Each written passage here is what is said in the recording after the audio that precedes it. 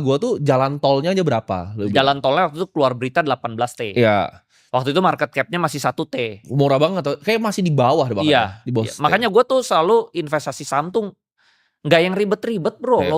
Logika dagang kita. Soalnya emang gue kan backgroundnya pebisnis. Iya, iya. Jadi gue tuh logika pebisnis aja gitu. Gue lebih main psikologis ownernya kayak gimana. Iya. Kayak misalnya lu akuisisi.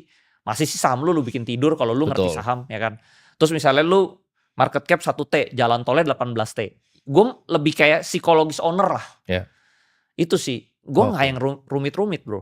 Dan itu kan juga menarik kan, dimana waktu itu mereka jualannya kan juga luar biasa tuh, pick 2 sampai ke ujung tuh. Betul. Dan tanahnya Pak AS kan, Pak Antoni Salim punya tanahnya. Betul. Itu bisa sampai jauh banget kan. Sampai jadi, jauh, betul. Waktu itu tesisnya menarik dan itu salah satu play yang bikin orang Indonesia banyak untung kan. Nah tapi apa yang pertama kali bikin lu decide, oke, ini ide gue mau pani ini dari mana idenya?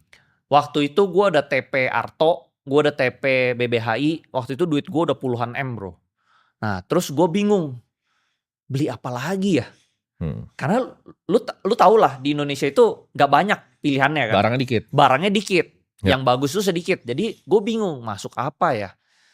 Nah waktu itu kebetulan gue cuma ketemu Pani doang. Gue ketemu Pantai Indah Kapuk. Gue lihat ini skenarionya sama persis kayak gue di Arto dan BBH. Gue kayak ada merasa kayak sedikit deja vu gitu bro. Ini sama persis nih. Pokoknya nih gue merasa nih Arto di backdoor, RI1, RI2, BBHI di backdoor RI1, RI2 ini juga sama nih story-nya. Udah ada cerita dia mau RI juga. Di berita waktu itu gue bukan insider, gue waktu itu tuh bener-bener orang misalnya bilang ya gue insider di Pani. Gue nggak kenal Aguan bro. Nah jadi teman-teman mungkin ini ya, karena insider tuh juga sama ya, balik lagi insider belum tentu benar. Insider bisa lo dikerjain sama informasinya. Bener. Dan biasanya kita tuh sebagai pelaku pasar tuh bikin due diligence sendiri bro. Kayak misalnya di luar negeri ya. Kalau riset yang luar negeri